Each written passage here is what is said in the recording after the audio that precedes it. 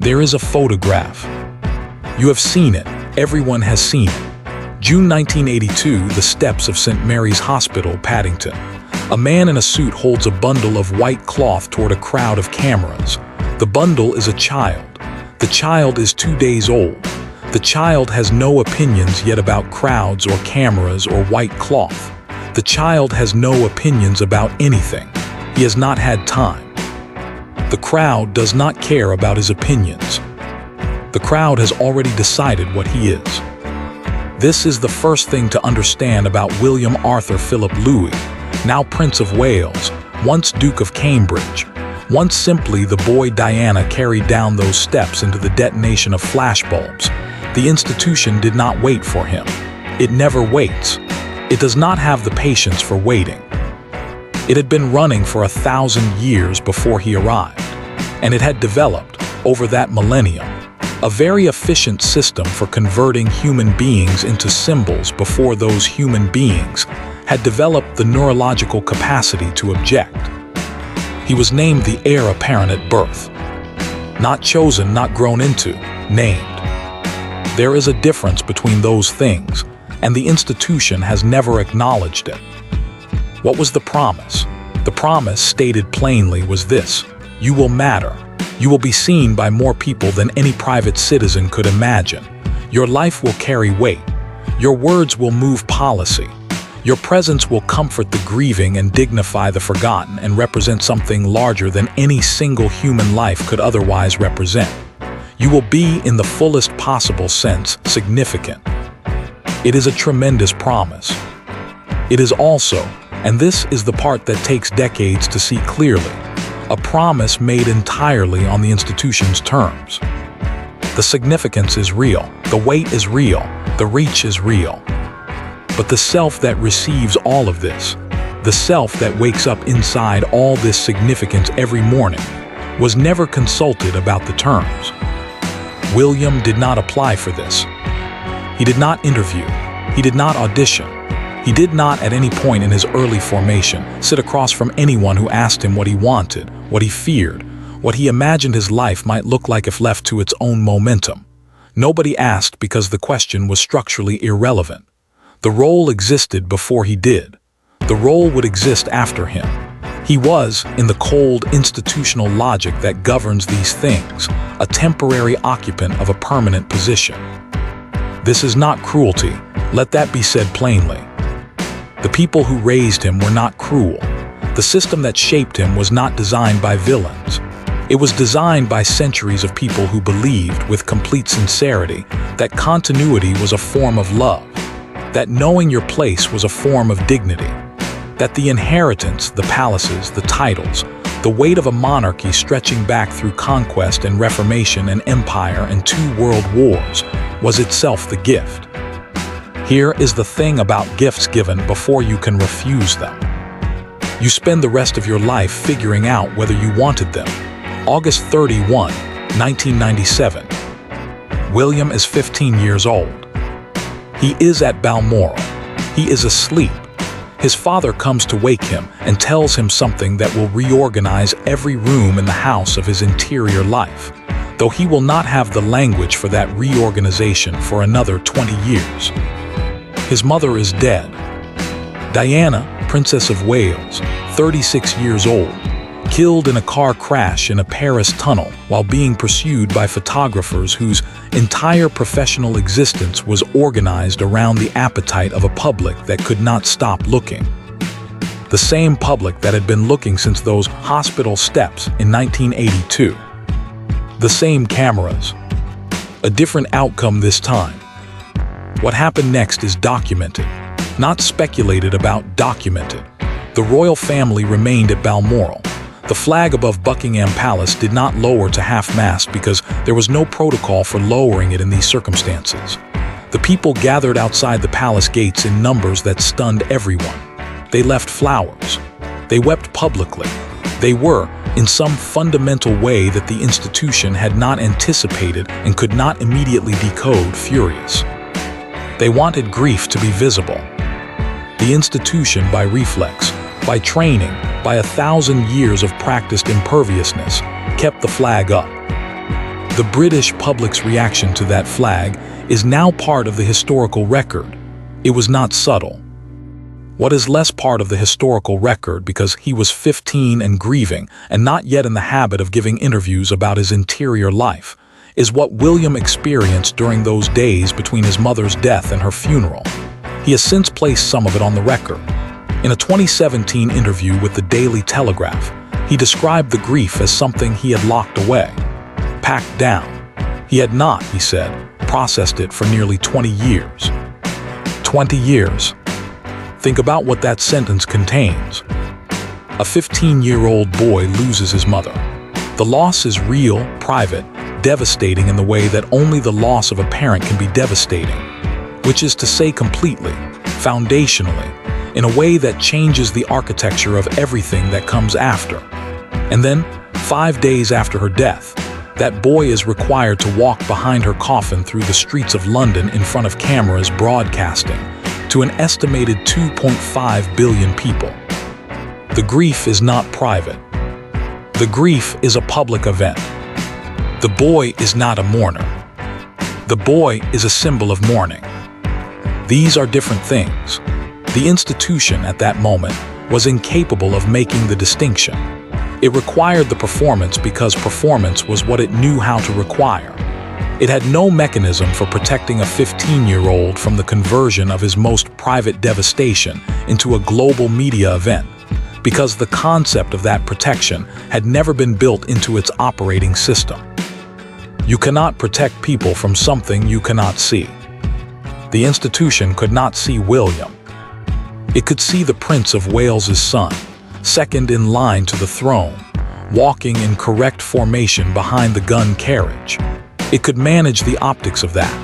It could not see, had no instrument calibrated finely enough to detect, the boy who would spend the next 20 years unable to talk about his mother without his voice breaking. He has said this himself. He said it in the 2017 ITV documentary Diana, Our Mother, which he made with his brother Harry. He said that he did not talk about her, that the subject had been, for most of his adult life, effectively closed, that he regretted not talking about her more when he was younger. This is a man describing, in real time, on camera, the cost of performing composure for 2 decades. The bill comes due. It always does. And the currency it demands, when it finally arrives, is exactly the authenticity that the performance spent 20 years suppressing. William is 33 years old. He is married. He has children. He is, by every external measure, exactly what the institution required him to become: dignified, stable, present, dutiful. He gives the correct speeches. He attends the correct engagements. He wears the correct expression at the correct moments. And then he says something that princes do not say. He tells a mental health campaign that he had sought therapy, that the work he had encountered as an air ambulance pilot, the trauma, the death, the unprocessable things human beings do to each other and have done to them, had brought him to a place where he needed help processing what he was carrying. This is a documented statement. It is also, in the context of a 1,000-year-old institution whose entire operating philosophy is organized around the projection of unassailable stability, a remarkable thing to say publicly. He did not stop there. The Heads Together campaign, launched in 2016 with Catherine and Harry, was built on a premise that was genuinely radical for its context, that mental health struggles were not shameful, that talking was not weakness, that the silence the British cultural tradition had long mistaken for strength was in fact its own kind of damage. William spoke about his own therapy. He spoke about the years of suppressed grief. He spoke, with increasing specificity and decreasing royal reserve, about what it had cost him to be the person the institution required him to be without any mechanism for processing that cost. In April 2017, in an interview with The Telegraph's Brian E. Gordon, he said that losing his mother at 15 had had a profound effect on him, that he had not been able to talk about it, that the mental health work was, at least in part, him finally addressing what had been locked away since that August morning at Balmoral. He was 34 years old when he said this. He had been carrying it for 19 years. Now here is the question the phase must hold open, because it is the most honest question available, and the analysis requires honesty above comfort. Was this authenticity? Yes. Unambiguously, documentably, yes. A man raised inside a system that pathologizes vulnerability chose to name his vulnerability publicly. That requires something. Call it courage if the word doesn't embarrass you. Call it a decision.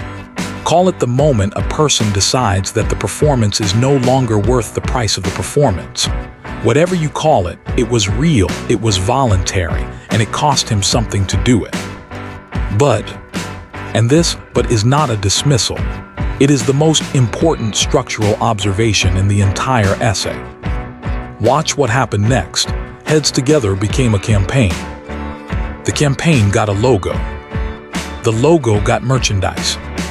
The merchandise raised money. The money funded initiatives. The initiatives generated press releases. The press releases generated coverage. The coverage generated awareness. The awareness became, in the language that institutions use when they have successfully processed a human impulse into an organizational output, a legacy project. William's admission that he had needed therapy, a private, vulnerable, genuinely costly thing to say publicly, had been metabolized by the institution into a brand asset within approximately 18 months. This is not a conspiracy. Nobody sat in a room and decided to do this cynically.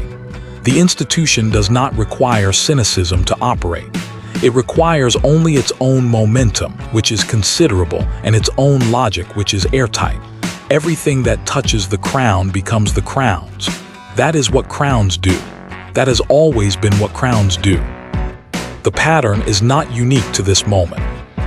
In January 2023, Prince Harry published Spare, his memoir.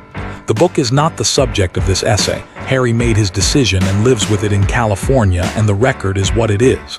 What is relevant is William's documented response, or rather the strategic absence of one. The institution advised silence. William maintained silence. The silence was itself a performance, calibrated, deliberate, institutionally approved. The man who had spoken about therapy and grief, and the cost of suppression suppressed his response to his brother's public account of their relationship. The institution required it. He complied. In March 2021, William gave an interview to a Sky News reporter in which he addressed the BBC's 1995 Panorama interview with Diana. The interview obtained through fabricated documents. The interview that Martin Bashir had deceived his mother into giving. The interview that had shaped public perception of the royal family for a generation. William said, with documented and visible anger, that the interview had contributed to his mother's paranoia and isolation in her final years, and that it should never be aired again. This was authentic anger, sourced, documented, real. The institution absorbed it. The statement was issued. The BBC responded. An independent inquiry was conducted. Lord Dyson's report confirmed the deception. The BBC apologized. The institution processed the anger into procedure, and the procedure into resolution, and the resolution into the archive. The anger was real. The archive is also real. They are not the same thing. In September 2022, Queen Elizabeth II died. William became, overnight, the Prince of Wales. The weight of what was coming, the eventual kingship, the full assumption of the inheritance became no longer theoretical. In the days following her death, William and Catherine made an unscheduled walkabout outside Windsor Castle, meeting members of the public, accepting flowers, speaking to people in the crowd. It was, by every account, genuine. He was moved. He was present. He was, for those minutes, a man rather than a symbol. The cameras recorded all of it. The institution distributed the footage. The footage became part of the narrative of a modernizing monarchy, connecting with its people in a moment of national grief. The genuineness of the moment and the institution's use of that genuineness are not in conflict. That is exactly the problem. Every time William reaches for something real, therapy, grief, anger, human contact with strangers outside a castle, the institution is there with a camera and a press office and a legacy framework to receive it, process it, and hand it back to him as evidence of effective royal communication strategy. He cannot win by being authentic. He cannot win by being inauthentic. The institution wins either way because the institution has been doing this for 1,000 years and has gotten very good at it. The inheritance William received is not primarily money or palaces or the deference of strangers, though it is all of those things. The inheritance is a role. And roles, by definition, are not persons. A role is a set of behaviors, expectations, and symbolic functions that exist independently of whoever is performing them. The crown existed before William. It will exist after him. He is. In the institution's own logic that is not cruel, only structural, a temporary vessel for a permanent function. The function requires consistency. Consistency requires suppression.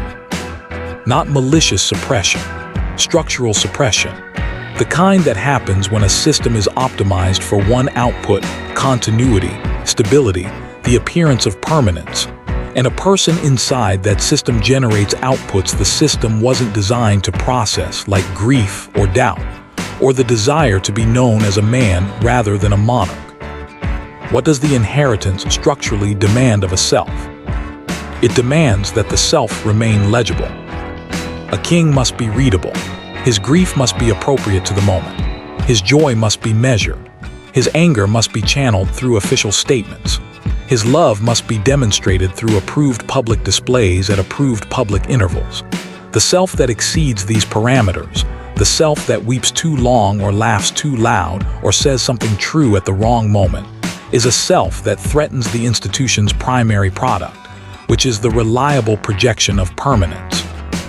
William has spent his entire documented adult life negotiating between the self that exceeds parameters and the institution that requires him not to. That negotiation is the ground of everything that follows. The guarantee, what the institution offers in return. The institution is not taking without giving. This must be said because the analysis requires fairness, and fairness requires acknowledging what the crown actually provides to the person who carries it. It provides purpose, not manufactured purpose, real purpose. William's work on conservation, particularly his Earthshot Prize, launched in 2020, is documented, substantive, and operates at a scale that no private citizen could access.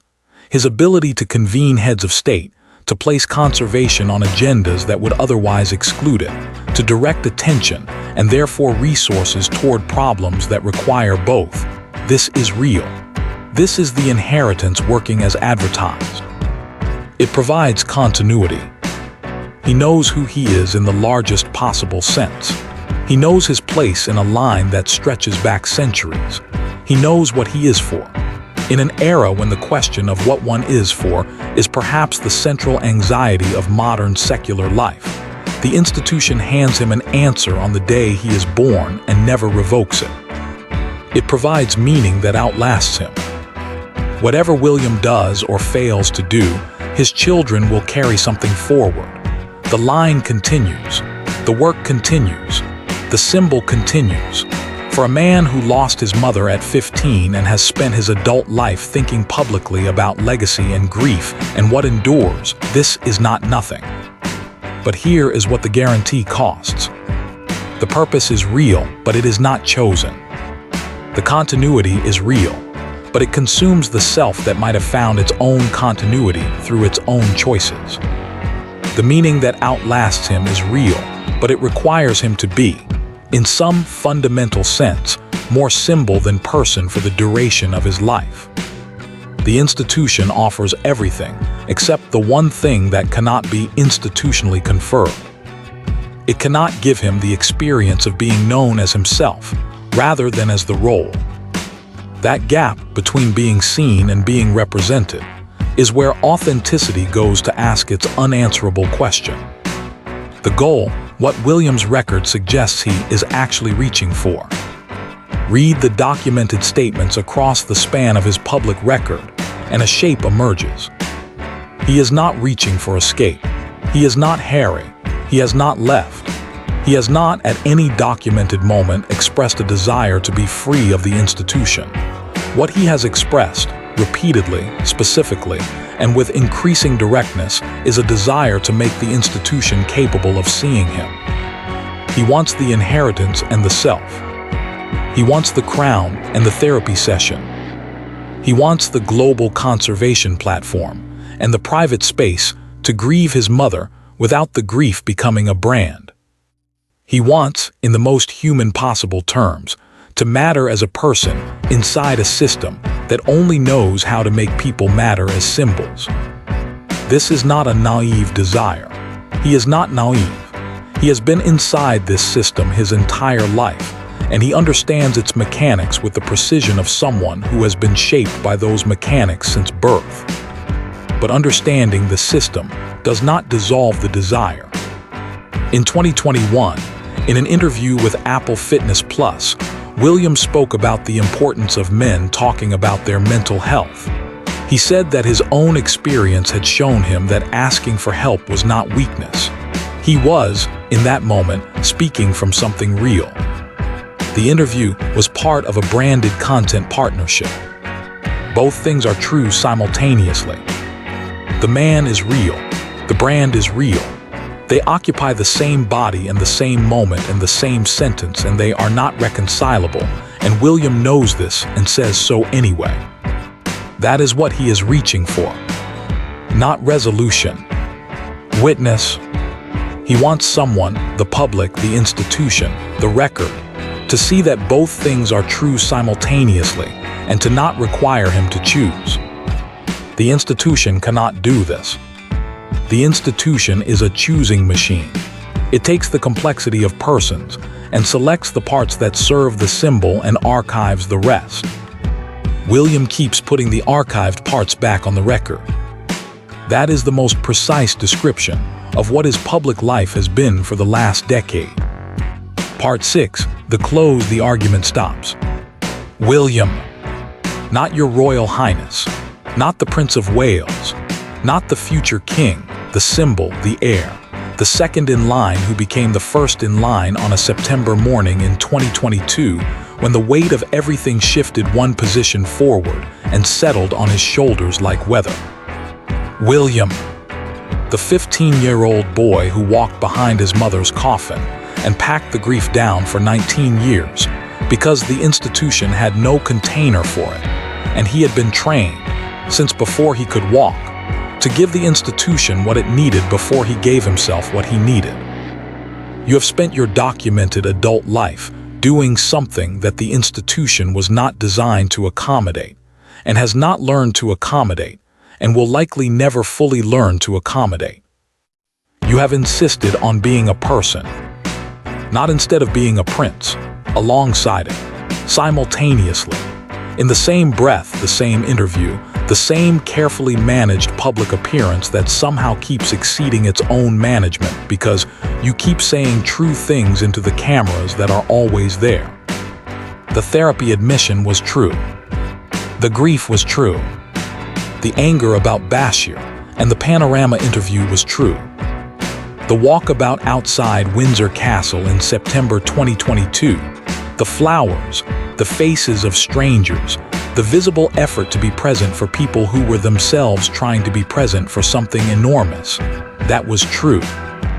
The institution took all of it, processed all of it, handed all of it back to you with a logo and a press release and a legacy framework. And you went back the next day and said something true again. This is not a small thing. It would be easier not to. The institution does not require it. The institution requires consistency and legibility and the reliable projection of permanence. It does not require you to tell a reporter that you could not talk about your mother for 20 years. It does not require you to say that you sought therapy. It does not require you to stand outside a castle and let strangers see your face doing the thing faces do when grief is real and present, and not yet processed into official statement. You do these things anyway, not because they change the institution. They do not change the institution. The institution is 1,000 years old and has survived things considerably more destabilizing than a prince who wants to talk about his feelings. It will absorb whatever you give it and hand it back labeled and archived and incorporated into the ongoing project of managed continuity.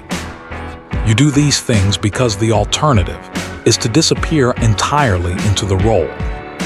And you have watched up close, at the most formative possible age, what happens to people who disappear entirely into the role, or are disappeared by it, or are chased through a Paris tunnel by the appetite of a public that loved the symbol more than the person. You know what that costs.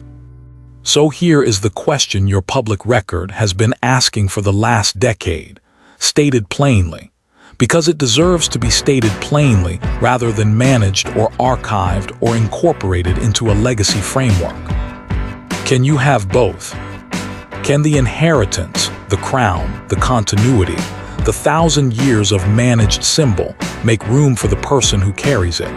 Not as a brand strategy, not as a modernization initiative, not as evidence of a monarchy evolving to meet the communication expectations of the 21st century. As a person, as the boy from those hospital steps, now 42, who has been trying for a decade to insert himself into a system that was built to replace persons with symbols, and has never, in 1,000 years, fully succeeded at anything else. The honest answer, based on the documented record, is that nobody knows. The institution does not know. It has never been asked this question by someone who was both this determined and this positioned to matter. Previous heirs bent or broke or absented themselves. William is doing something the record does not have a clear precedent for, staying inside the institution, honoring the inheritance, and refusing, with a stubbornness that reads as almost constitutional, to stop being a person while he does it. Whether that is possible is the open question. Whether it is possible is what his life at this moment is actually about. Not the conservation work, though the conservation work is real. Not the marriage, though the marriage is real. Not the kingship that is coming, though it is coming and its weight is real and he knows it. And you can see that he knows it in the way he carries himself in documented footage. Like a man walking towards something enormous that he cannot stop, and would not stop even if he could, because stopping would mean abandoning the one thing the institution cannot take from him, which is the choice to meet it as himself. The question is open. He left it open. That is the most honest thing a future king has ever done in public. Refuse to resolve the thing that cannot yet be resolved. Keep walking toward the inheritance, and insist, against all institutional logic, on remaining visible inside it. The flag above the palace is at half-mast now for different reasons than it was in 1997. He is still walking. That is where the record ends. That is where the person continues.